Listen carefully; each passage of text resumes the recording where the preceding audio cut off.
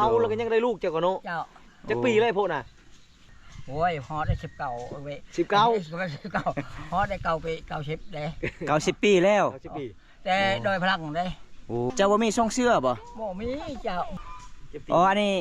นี้คือเมียเนาะพ่อเฒ่าเนาะบันสวนด้วยแม่เด้อโอ้ชามเมียเลยเด้สามเมียแล้วชาวตัวนี้เด้โอ้โดยแต่นี่ตะกี้ละตายไปเอาอีตายเอาอีอันนี้เป็นเมียผู้ที่3ได้ลูก1คนโอ้ย6คนได้แบบตายได้8โตลูก8โตยิงชามโตบ่ได้8บ่ไว้ได้ทันยังบ่ไว้บ่ยังบ่ไว้ใส่ลูกสาวของไอ้พ่อโอ้สภาพเพื่อนไอ้พ่อเมียของไอ้พ่อเนี่ยอายุจักปีแล้วอย่างเก่งนะหมอดมื้อ30บ่ฮอดบ่ฮอดมาแต่ละ10ชาวเก่าเลย29ปีนี้บ่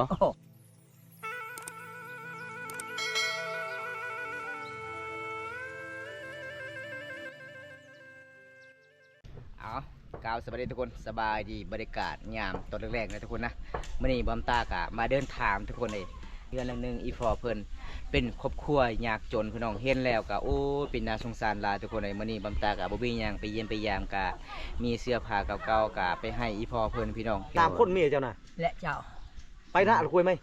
แล้วคุยชิวไปบางคนมานำเอาป้า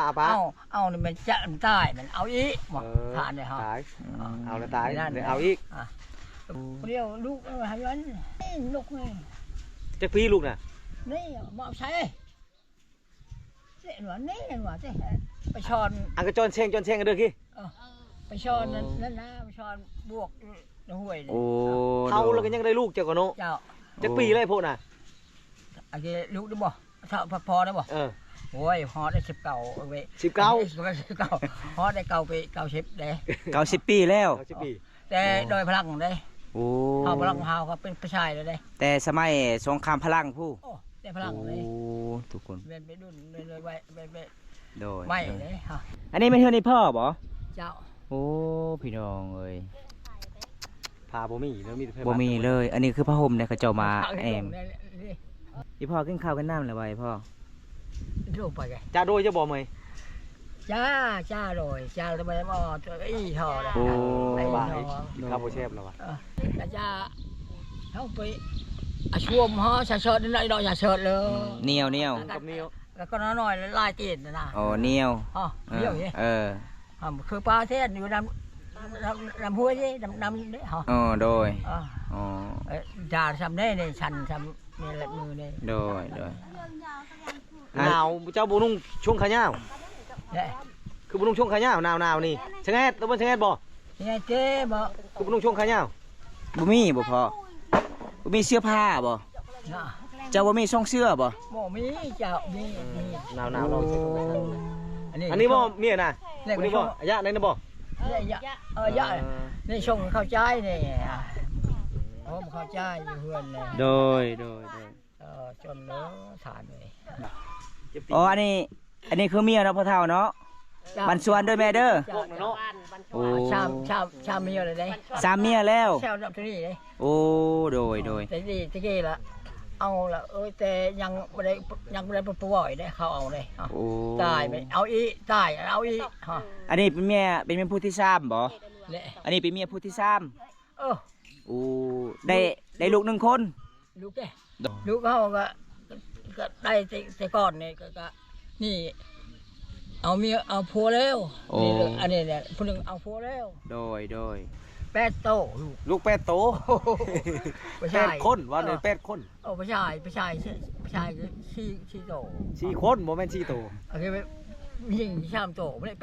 8โตเลยตัวนึงนี่ไม่เอาปีกายนี่เขาเอาเนี่ยตลกเลยบ้ารวยเนี่ยปีกายโดยไป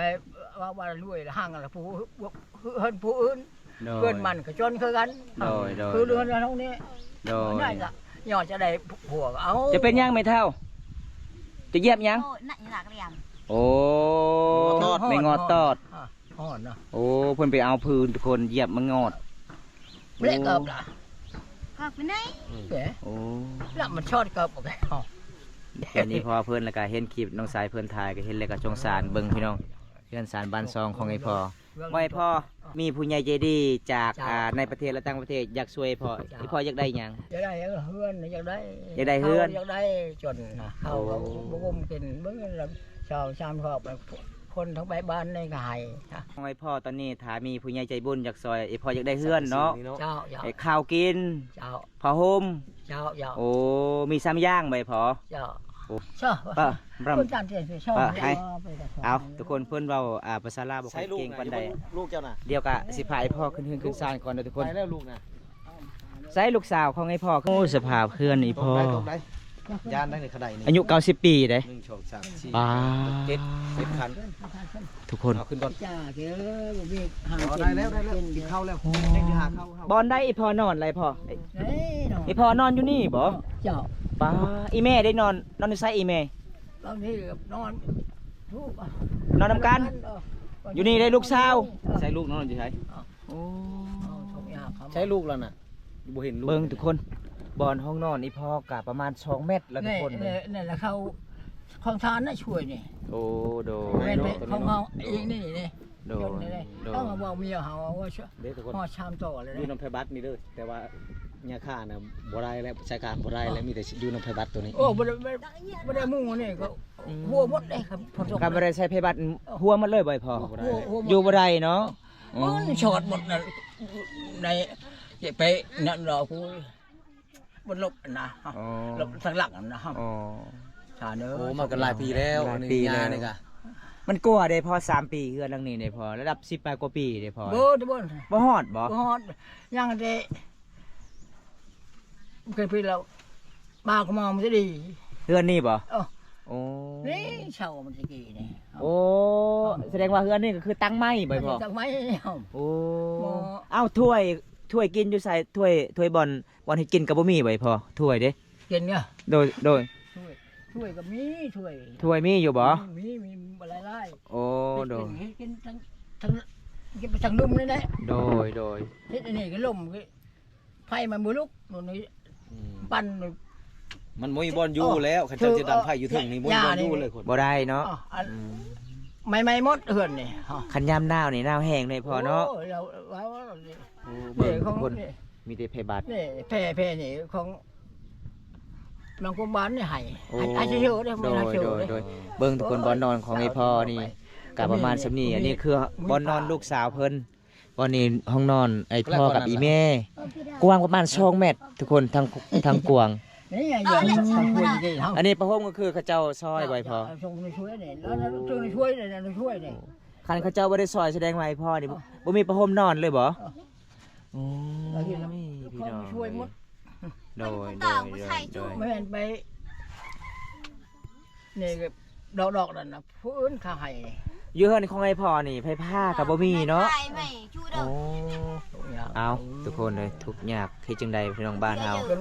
เสื้อ ใบพอเสื้อผ้าพอประมาณซำนี้บ่เสื้อผ้าบ่ สิ ส่งเสื้อไหมมาได้อะยอไหม อ๋อคือไง อะยอไหมเงี้ยๆมาได้กลอะยอไหมกลอ้าวไหมเนี่ย เบิร์นน่ะ เบิ่นติ เบิร์นก็ช่วยฮี เออเป็นว่ามี แม่เชื่อเองบ่แม่นเด้ โอ้ ต้องช่วยเด้ โดยเสื้อผ้าประมาณสำหมดสำนันเลยทุกคน เขาช่วยเนี่ย เอา เขาช่วยได้ทีนี้ โดย เขาช่วย ใบพ่อสมมุติว่ามีผู้ใหญ่ใจบุญอยากซอยเสื้อผ้าเก่าๆไอ้พ่อก็อยากได้บ่เอาอยู่บ่ ไผ สมมุติว่าเบิ้นกวยโอนอะยอย่อบ่แล้วมาเอ็ดบ่ เอ็ด ฮะ เอ็ด เอ็ดบ่เขาเบิ้นกวยโอนบ่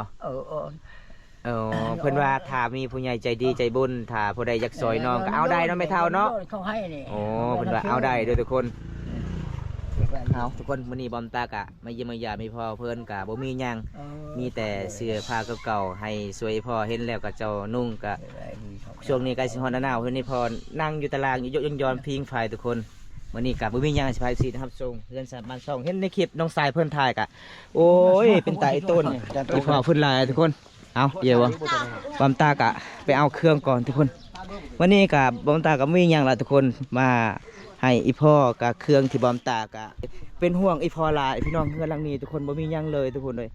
โอ้ยเห็นแล้วก็สงสารหลายเด้อทุกคน หลายคนเฮ็ดเนาะบ่เจ้าเฮ็ดงามๆกว่าหมู่มันก็ได้แล้ว ไม่ เพื่อนสายบ้านสองของอีพ่อเพิ่นแล้วก็อีแม่แล้วก็ลูกสาวเด้ เบิ่งสภาพเพื่อนทุกคนเลยโอ้ยเห็นแล้วพี่น้องอันนี้ก็คือเขาเจ้าก็เอาผ้าห่มมามุงหลังคาทุกคนเห็นบ่อยู่น้ำกันกับ3 คนลูกสาวยังน้อยๆหาเงินหาคำบ่เป็นก็คือเป็นเสาหลักของครอบครัวลูกสาวของเพิ่นได้เบิ่งทางนี้พี่น้องบ่มีเลยทุกคนทางนี้บ่มีเลยพี่น้องบ่มีหยังเลยเด้พี่น้องเอ้ยโอ้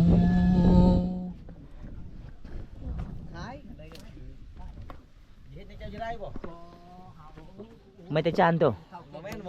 เสิร์ฟ ช่างอาเซิร์ต เออ โอ้ อันนี้เป็นเฮือนครัวทุกคน ลูกสาวของเพิ่นกำลังสิเฮ็ดกินเหนียวกับละหวก ทานนี่คือกัน โอ้ ทานนี่ตรงนี้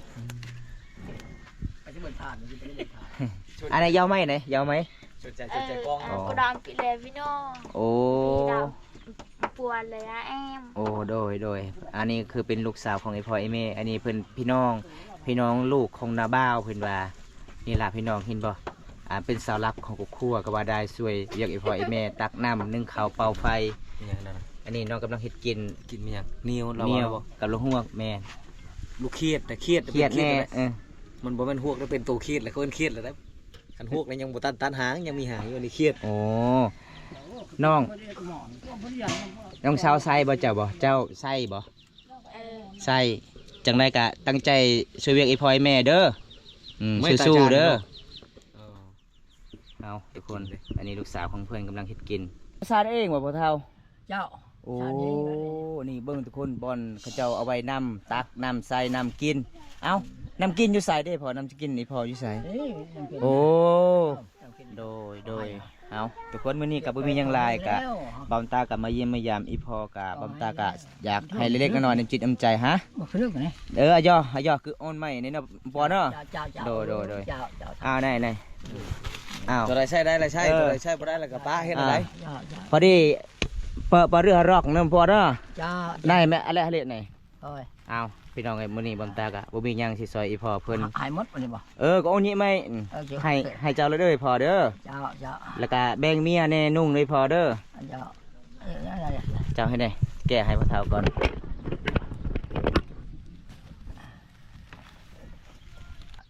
โดยเอา2โต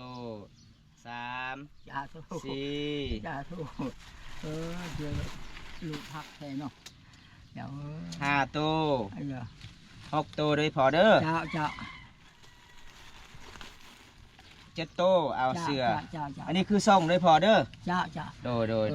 เอา เจ้า โอ้พี่น้อง ส่งนี่คักอะไรของนี่เนาะ ส่งคักไว้พอ เอาผักอะไรมันได้ส่งนี่เนาะ แต่มันเป็นขาสั้นเนาะคนเป็นขายาวแค่ได้เรา ขาสั้น คือชิหนาว เขาตกเลยบนเนาะ โดยไม่ได้ไอ้พ่อใส่เลย ได้ชัดกัน ยังใช้ได้อยู่ อ้อไหนบ่ อ๋อนี่ เพิ่นว่าม ากแล้วเรามากแล้วทุกคนเรามากแล้ว ตู้จะเขาครับแต่ คำมันบ่ผู้ดีเอวมัดเอาเด้อหาเชือกมัดเอา อันนี้คือให้อีแม่นุ่งเด้อนี่เด้อ เจ้า เอาไว้แม่นี่บ่ เจ้า เอากระแบงปันให้แม่นุ่งแน่เสื้อตัวนี้งามๆได้พอเด้อ เจ้า ปั่นกันเราจะได้ตัวไหนให้เขาเลือกเอง เลือก เอ้ เอย ง ลู ได้ ก แม่ เขา เด้อ เละลูกหน่อยบ่ เอา ไม่ได้ย่อ เอา เริ่มด่านว่ะ โอ้ลูกสาวไปอาบน้ำบ่เมื่อนี้กะ กินข้าวนะข้าวต้มยัง โอ้ขอบใจ ได้แล้วได้กินแล้วก็มา ใจแล้วกินแล้วโดยขอบใจพ่อโอ้ยเห็นนี่พ่อกะสงสารหลายพี่น้องเห็นคลิปบ่าวหรือว่าน้องสายเพิ่นถ่ายพี่น้องกะ บอมตาอยากมากก็คือบอมตามาตลอดเส้นทางนี่หรือว่าก็เลยบอมตากับได้แวะเล่นน้ำไม่พอก็เลยเห็นคลิปน้องสายเพื่อนถ่ายก็เป็นห่วง อันนี้ก็คือเครื่องผู้บอมตาให้พ่อกับลูกกับไอ้แม่เด้อแล้วก็ขอขอบคุณทุกๆกำลังใจที่ได้รับชมคลิปนี้ถ้าผู้ใดอยากสามารถช่วยเหลือก็คือการสามารถช่วยเหลือใดทุกคนเสื้อผ้าเก่าๆไอ้พ่อเพื่อนก็อยากได้พี่น้องแล้วก็เงินจะซื้อไปนัวกับบ่มีบ่ไอ้พ่อประไอ้จังไปนัวบ่โอ้เงินยักซื้อไปนัวกับบ่มีมื้อนี้ลูกชายโดยลูกชายบ่มีหยังจะให้พ่อเด้อคิดน้ำใจพี่น้องเห็นแล้วก็สงสารนี่พ่อหลายทุกคน ดูก็อย่าโอ้ยโชว์ในเช้าดิแก ทักเรามักชงกันที่ใจแล้วเราอะ ชันชัน จะมักส่งตัวนี้บ่ไอ้พ่อมักส่งตัวนี้บ่โดยอีพ่ออันนี้มันเงินที่ลูกชายให้เจ้าเด้อเงินเบาตายเองให้เจ้าได้พอเด้อซื้อเกลือ ซื้อปิงนัวได้พ่อ เจ้าเจ้า 200,000กีบเด้อ เจ้าจ้ะ โดยบำตากับบุมีเงินคือกัน แต่เป็นห่วงอีพ่ออีแม่ จ้ะ บำตาก็เป็นทุกข์คือกันแต่เห็นคลิปนี่โอ้ยอีพ่อบอนนอนบอนนอนก็คือ2เมตรทุกคน อันนี้ห้องนอนอีพ่อกับอีแม่อันนี้ห้องนอนลูกสาวของเพิ่นใส่ลูกสาวมาเลยบ่ ลูกชายลูกผู้หญิงนี่ โอ้โด เป็น ย ลูกชายนี่ผู้หญิง ลูกผู้หญิงบ่ เอาผู้หญิงนี่ไปอาบน้ำผู้หญิงนี่ โดยโดยโดย ผู้ชายก็บ่มีเลย โดยโดย ได้บับรถเขาตาย จู้ เขารับไปประมาณช่องชามมือละถ่ายได้บ่เห็นบ่ เห็น เห็น โดย โดยโดย สิบมือก็เห็นถ่ายเนาะ ได้ดีไหมกูเจ็ดเดือกแล้วเฮิมนึกไอ้รูปใหม่ใน เจ้าเจ้า ดีก่อนนะเจ้าเจไหมเฮิมนึกไอ้ เจ้า อืมเอาลองเลยมือไม่เท่าขับใจแล้ว โดยโดยโดยเอา เอาจ้าโดยไว้กิน เอา ข้าว ขับใจพอเห็นบอกพี่น้องไปเยี่ยมยามมีพอเพิ่นใจดีได้แล้วก็ให้พอเพิ่นแบบว่ากินข้าวกินน้ำก่อนเลยลูก โดย แสดงว่าความพันของไอ้พ่อกับไอ้แม่ตอนนี้อยากได้เฮือนใหม่คือหมู่เนาะคือเขาเนาะ โอ้โดย โดย เฮ็ดบ่แห้ง โดย เรียกเฮ็ดไทยกันบ่เรียกมันนี่แหละ มีแต่เมียเห็นหายไปพ่อ มาฮอด3 ปีเด้ตะกี้เฮาเฮ็ดเองเด้เฮ็ด โอ้ คือกันนำในเฮือนนี่ยุงเฮาโชว์ฉลาดครับปะเลยแต่บ่ได้เบิ้นเบิ้น โดยใบพ่อเมียของไอ้พ่อเนี่ยอายุจักปีแล้ว อย่างเก่งแล้วหมอดมา30 30บ่ฮอดบ่ หมอดมาแต่ละ10ชาวเก่าเลย 29ปีนี่บ่ โอ้ ส่วนไอ้พ่อ90ปีแล้ว โอ้ โอ้ ทุกอย่างนี่เอาเมียหน่อยไปสบาย อยู่ไสลูกสาวขึ้นเฮือนนี่เด้อน้องมาขึ้นเฮือนนี่เด้อ มาใช่ครับนี่จะไปท่านมาสบายเอาคนนิดหน่อยกับเสาบุญชิโรกเลย แม่นโดยพ่อแต่ คือ แต่ไอ้แม่เฮ็ดนี่พ่อเฒ่าก็เ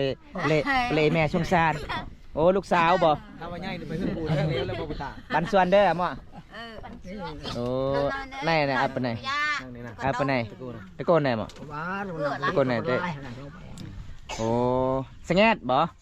อ้าวจดช่องไว้โอ้ลูกสาวเพิ่นหากะมาแต่อาบน้ำเพิ่นว่าหนาวแห้งทุกคน ใส่เสื้อกันหนาวบ่ใช่บ่นั่น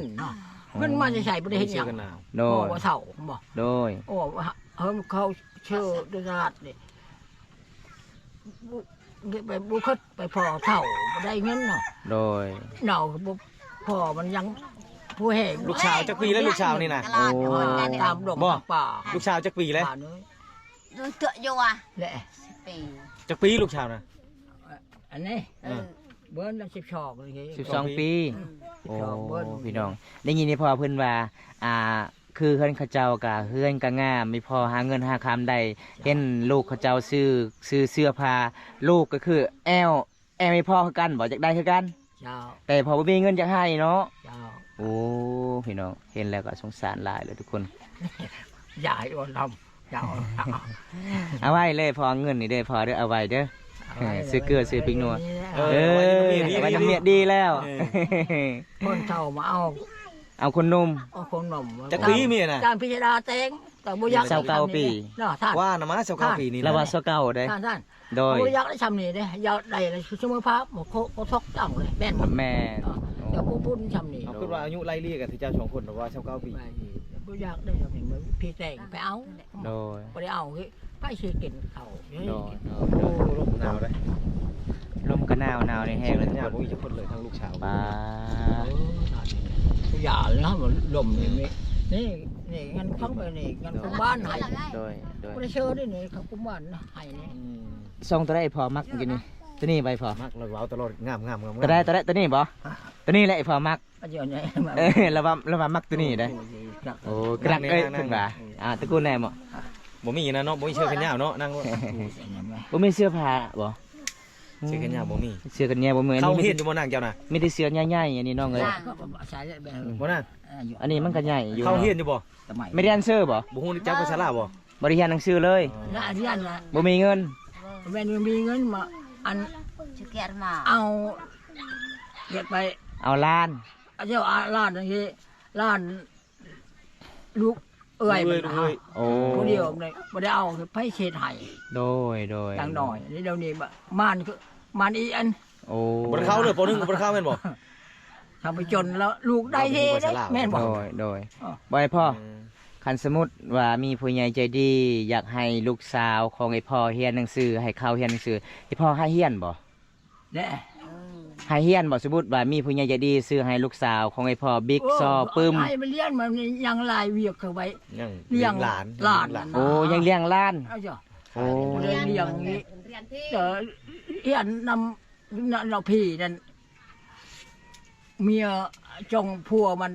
เอ้ยนี่ก็ดักโอ้เลยชื่อ โดย ป.10 ป.5เนี่ยเมียเก็บ ไว้ให้ลูกบ่ ไว้นำลูกบ่ เออ โอ้ เราไหล บ่ไปซื้อขนมกินเบิดบ่ แม่จังแก้วมันเบิ่น หมื่น เบิ่นไอ้จังเกิบโอ้ จะได้ ย เกิบบ่มีเกิบบ่น่ะ ลูกสาวเพิ่นว่าบ่มีเกิบพี่น้อง แน่ย ซื้อเกิบด้วยน้องเด้อเลือดเท่านั้นก็ให้อีพ่อไอ้แม่ซื้อเกลือไปนัวเด้อ ใช่ละอันนี้เหลืออย่าเลี้ยงนั่นปลานี่ฉบับเนี่ยใช่งั้ง มันใหญ่โพด เนี่ย ปืนเนิม มันใหญ่โพดกับลูกสาวเจ้าน่ะ ใครกัน ก็ แต่ว่าก็ไข่กว่าบ่มี เออ แต่บ่มีเด้อเบิ่งเราชื่อชันๆหนาวๆ กว่าซื้อไปเลย ปรำ อ้าว แต่นี่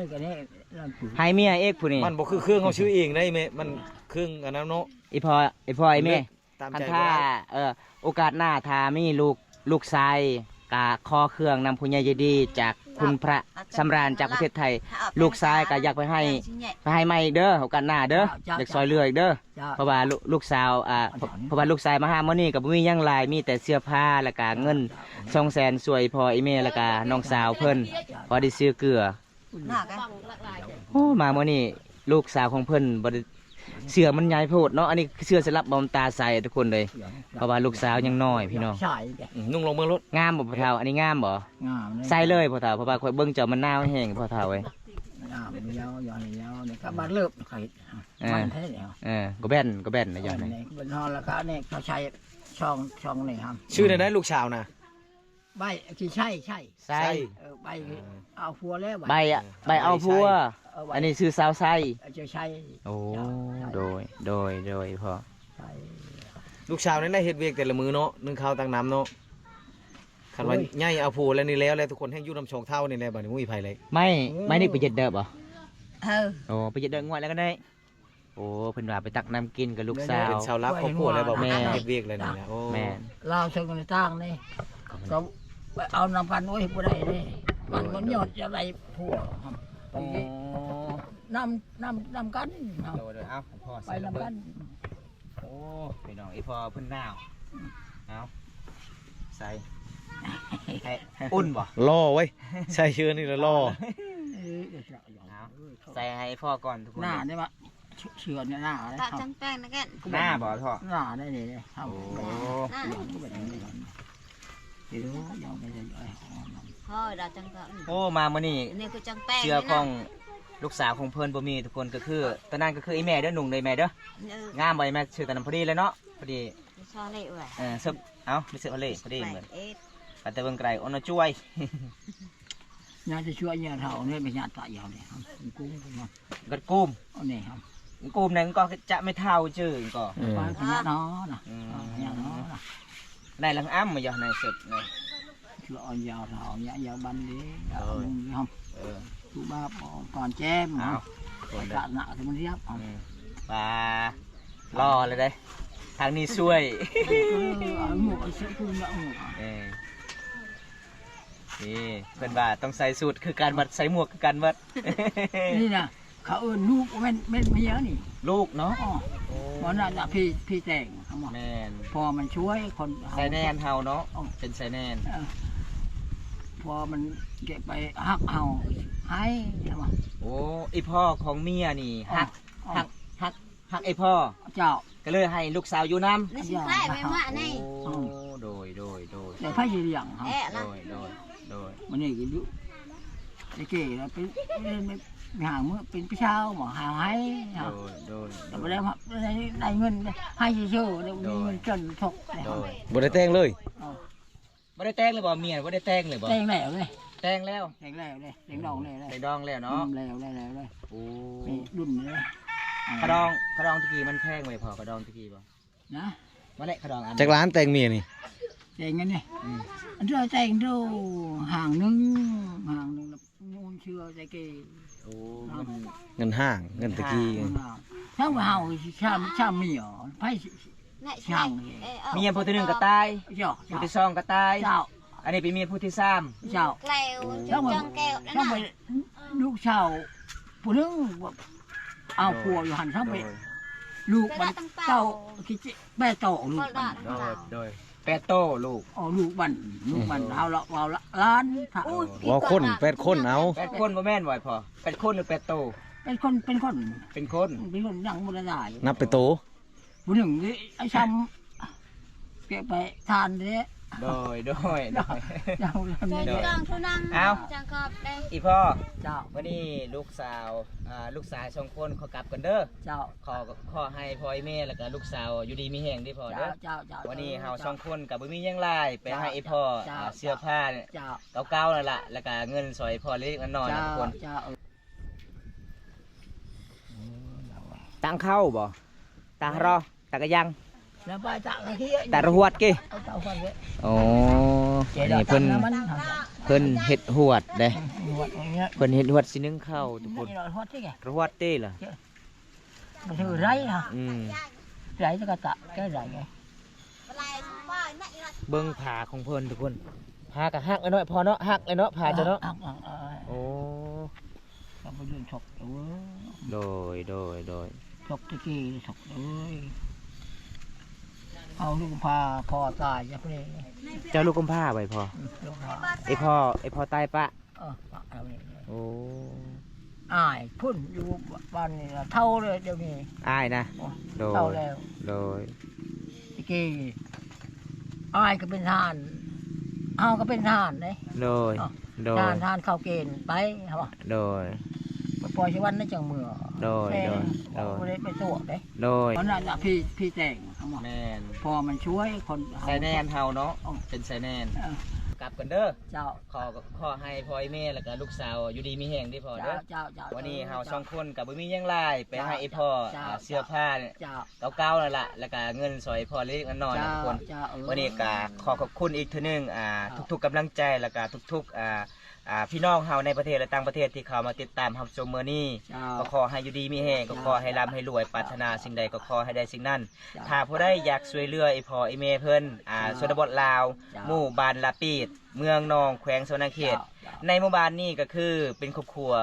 ยากจนที่สุดทุกคนเลยเห็นแล้วก็สงสารไอ้พ่อไอ้แม่อยู่นำกัน3คนพี่น้องบอนห้องนอนอีพ่อก็คือ2 เมตรกว้างพี่น้องอันนี้บอนห้องนอนลูกสาวได้บอมตากันละกากับทีมงานเฮากะสิกลับบ้านเลยทุกคนถ้าผู้ใดรับชมกินแล้วก็อย่าลืมฝากกดไลค์กดแชร์กดติดตามฝากเป็นกำลังใจ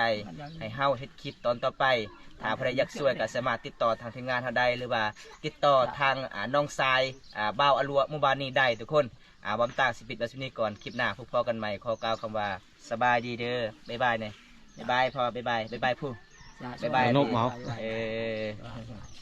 ไปกันเด้อพอเด้อกลับเด้อ เจ้า ดีไม่แห้งเด้อ เจ้า โดย ลงดีได้เป็นตกได้ดี